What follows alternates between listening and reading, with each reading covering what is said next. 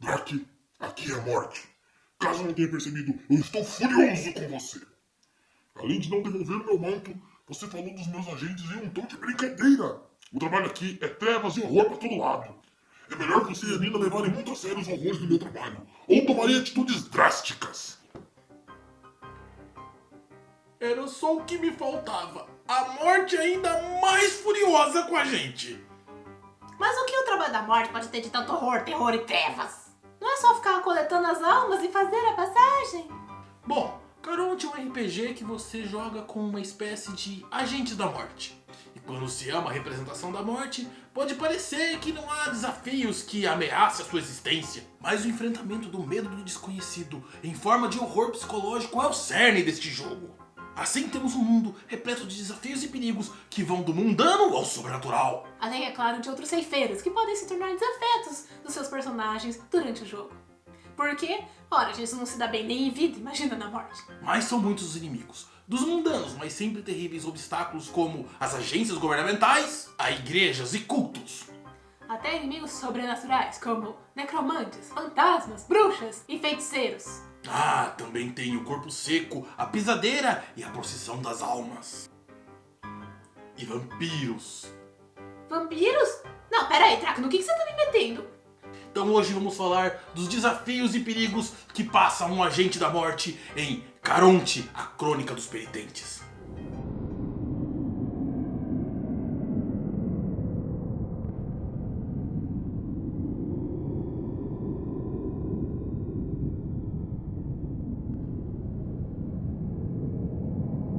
E como nós vamos continuar falando aqui sobre Caronte, a Crônica dos Penitentes, seria bem interessante você conhecer esse RPG nacional. Já temos um vídeo explicando tudo sobre o jogo e sua temática, então vai lá assistir e depois volta aqui para conhecer os desafios da morte. E se você gostar do jogo, não esqueça de apoiar o financiamento coletivo que ainda está rolando. Mas o tempo é limitado. Se você quer conhecer mais Caronte, você pode baixar o Fast Play gratuitamente no site Dungeonist. A gente vai colocar aí o link na descrição. Também tem um vídeo sobre Fast Play aqui no canal. Então nós temos esses mortais que se tornaram agentes da morte, com dádivas sobrenaturais que também são incríveis poderes. Como pode haver algo que seja um desafio para eles? Você se pergunta e o Drake responde. Bom, até mesmo viver no mundo comum pode ser um problema para um ceifeiro. Em Caronte, quando você morre e volta como um ceifeiro, você volta com um corpo novo, diferente do seu antigo, mas também não possui documentos, conta bancária e nenhum registro no mundo mortal. Tudo que você tem é o rosto de alguém que já está morto. Keanu Reeves é um agente da morte! Mas Keanu Reeves não morreu. Mas você falou rosto de um falecido. Olha só todas essas pessoas que se parecem com ele do passado. Agora você pega o fato de você estar usando o rosto de alguém que morreu e some-se o fato que pra onde você vai, alguém sempre morre. E qual é o resultado dessa equação? 42. Não, o resultado é que todas as agências do governo vão te colocar um carimbo de terrorista. Você também pode ser taxado de serial killer. Não, mas os ceifeiros não deixam marcas por onde ele passa. Mas por onde você vai, alguém morre. Eles podem pensar que você tem um Death Note.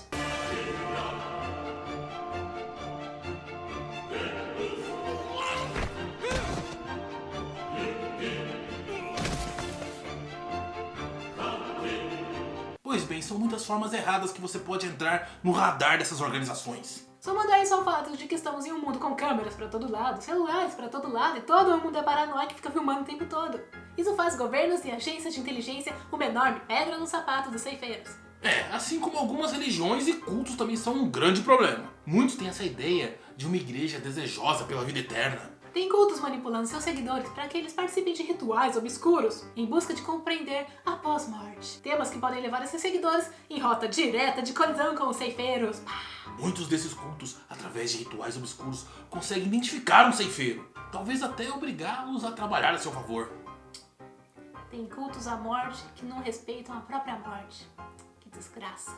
E esses são só os desafios mundanos. As criaturas sobrenaturais deixam tudo mais problemático. Talvez o mais óbvio desses desafios sobrenaturais sejam os fantasmas. Nina, você pagou a conta de luz? Vamos chamar os Winchester. De jeito nenhum, eles também matam vampiros. Mas eles são tão lindos. A criação de um fantasma é diretamente culpa de um ceifeiro. Ou melhor, da falta de um ceifeiro. Afinal, sem um ceifeiro para ajudar na sua transição para o além, a alma pode ficar atormentada. Fantasmas. A experiência traumática da morte deixa marcas permanentes nas almas que se libertam do corpo sem vida, sem o auxílio de um ceifeiro. Assim, enlouquece a alma, perverte e deforma a consciência do moribundo, tornando uma sombra, uma representação doentia do que foi em vida. Os únicos sentimentos que são mantidos por uma alma esquecida são de dor, desespero e tormento. Ou o episódio de Attack on Titan. Agora, ela não reflete mais o que era enquanto respirava, passando a se alimentar do sofrimento e da morte. Fantasmas perseguem pessoas que estão muito longe de morrer. Elas se alimentam de sua força vital, o que reflete no corpo e na saúde da pessoa afetada. Muitas vezes eles até invadem o corpo da vítima, que é a famosa possessão. Mochila de criança. Enquanto um fantasma está conectado a um corpo vivo, ele confunde a percepção do ceifeiro. Assim ele faz parecer que aquele corpo está próximo do fim. Aí você sabe o que pode acontecer, né? Dedo no caos e gritaria. E não é só por cheirar mais mortes que os fantasmas são um problema. Fantasmas mais velhos e poderosos podem atacar ceifeiros enquanto eles estão fazendo a colheita. Porque para eles, se alimentar das almas humanas já não satisfaz. Então eles precisam de almas como a de ceifeiros. Os fantasmas podem desenvolver algumas habilidades que se assemelham a algumas dádivas de Caronte. São praticamente invulneráveis a dano físico e causam danos sobrenaturais, coisa que pode destruir um ceifeiro. Sim, os fantasmas têm terríveis poderes. Eles podem mexer objetos, deixar tudo frio, piscar a luz. Isso não tá piscando. Agora tá. Malcavianos. Olha só, você tem que parar com essas brincadeirinhas, hein? A morte já disse que vai tomar medidas drásticas quanto a nós. Me chamou a atenção agora, Drake, que você ainda não devolveu o manto da morte. Ah é, a gente ia falar dos necromantes, né? Necromantes são vivos que foram enganados por espíritos malignos em algum momento, ou por humanos servos desses espíritos. Eles acabaram aprendendo os segredos e a magia dos mortos. E muitas vezes acabaram condenando a própria alma ao tormento em troca de uma vida prolongada enquanto estão no mundo dos vivos. Claro, existem aqueles que se tornaram necromantes muito poderosos e se livraram da influência fantasma. Estão realmente livres das amarras de monstros espirituais. Um dos objetivos básicos da necromancia é comunicar-se com os mortos. E para isso, eles trazem os mortos como um fantasma ou como uma aparição. Isso torna os necromantes um dos principais inimigos naturais do ceifeiro. Afinal, aqueles que atendem o chamado do necromante são apenas aqueles que não foram colhidos por um ceifeiro e detêm um ódio enorme por tudo que é vivo, como acabamos de explicar.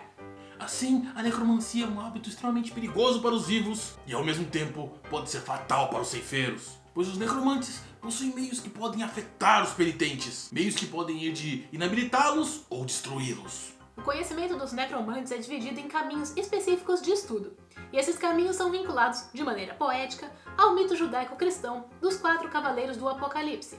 São eles: peste, guerra, fome e morte. Em Caronte, os necromantes são mortais, que se utilizam da energia espiritual dos vivos e dos mortos para executar seus feitos mágicos. Mas existem outras forças, como os feiticeiros e as bruxas. Os feiticeiros utilizam a energia mágica presente no mundo natural, plantas, madeiras, pedras, água, fogo, terra e outras matérias, que estão entre as possibilidades para a extração da energia mágica. Assim, para você ser um feiticeiro, você deve nascer com esse dom. E também temos as bruxas. Essas são a representação da vida e da energia da criação. Em sua imensa maioria, as fileiras das bruxas são compostas por indivíduos do sexo feminino, mas também existem bruxos poderosos. You're a wizard, Harry. Mas para os ceifeiros, creio que os piores problemas deles realmente sejam os mortos. E os boletos. Também. Talvez não exatamente os mortos, mas quem não morreu direito. Ou está só um pouco morto, como os vampiros. Em Caronte, vampiros são criaturas sombrias e poderosas. Criaturas que originalmente foram humanos, mas que realizaram atos de crueldade tão grandes que de alguma forma foram punidos, sendo amaldiçoados como uma sombra do que foram em vida, tornando-se criaturas obrigadas a beber do sangue dos vivos para continuarem presos em seu simulacro de vida. Um vampiro é uma criatura abominável, um monstro sem alma e um espectro doentio do que for um dia e... Ah, Drake, que difamação, eu tenho que mesmo ler sobre isso. Ah, lê direito aí, você não quer saber qual atitude drástica a morte vai tomar contra a gente, né? Seus desejos resumem em ser pouco mais do que instintos para sobreviver. Diferente de outros mortos-vivos, os vampiros são criaturas que desejam a morte, mas eles não têm o direito de tê-la. Eles são impossibilitados de morrer e ascender para a nova vida. Para um ceifeiro, o vampiro representa alguém que está sempre nos últimos segundos da vida. Já os vampiros têm a morte proibida a eles. Dessa forma, eles nunca veem um ceifeiro. Eles o reconhecem apenas como um humano comum. Dessa forma, o vampiro só vai reconhecer a existência de um ceifeiro se ele se apresentar como tal. Então não dá pro ceifeiro saber se tem vampiro por perto? Sim, mas olha só. Mesmo para os ceifeiros mais poderosos, o envolvimento com o vampiro é nocivo e tóxico. Que nem a Bella e o Edward. Nada é tão tóxico assim. Assim, o ceifeiro que caminha junto ao vampiro por muito tempo acaba indo para o esquecimento. É ruim pra todo mundo. Também tem o corpo seco.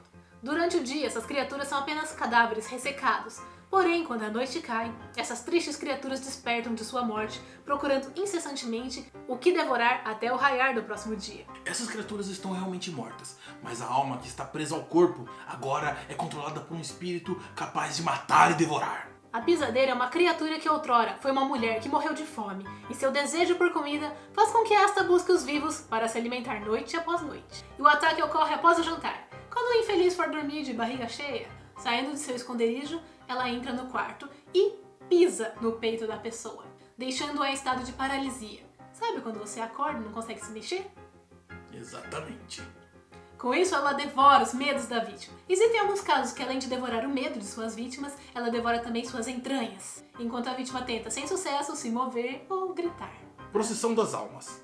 Essa entidade não é necessariamente maligna, é mais como uma comunidade de almas desencarnadas que vaga e visita pessoas próximas à morte. Isso para convidá-las a se tornar parte da procissão. Entretanto, um desavisado que provoca a fúria dessa entidade enfrentará algo realmente desafiador. O nascimento desses grupamentos de almas é diretamente relacionado aos ceifeiros ou à falta deles, pois normalmente surgem em locais onde não existem ceifeiros presentes, como por exemplo vilarejos e assentamentos afastados. Como você pode ver, Lina, são muitos os perigos e os desafios para um ceifeiro. E olha que aqui apenas arranhamos as possibilidades de histórias que podem acontecer. Nem adentramos as grandes tramas que pode vir no jogo. Dessa vez nós somos bem trevosos e sérios.